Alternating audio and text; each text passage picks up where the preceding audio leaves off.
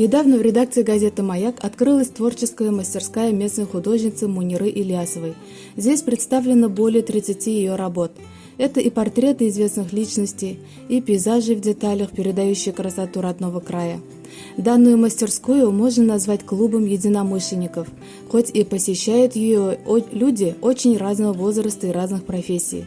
Всех их объединяет одно. Рада, что у нас в городе есть такие пенсионеры. Они занимаются и йогой, занимаются спортом, увлекаются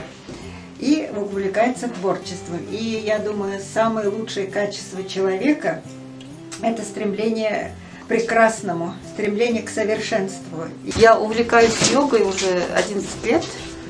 И в результате этого, я думаю, у меня открылось вот творчество. Я даже одну черточку не могла чертить, а тут у меня какие-то такие картинки появляются. Я очень рада. Я бы призвала всех попробовать, потому что это очень классно рисовать, творить. Кто уже давно рисует, они уже по памяти могут рисовать.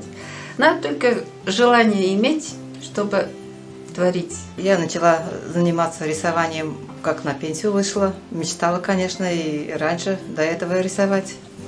Любила по музеям ходить. Теперь благодаря учителям рисую и занимаюсь очень много другими видами творчества. У каждого талант, скрытые таланты есть. Вот они раскрываются и получается у некоторых даже очень хорошо.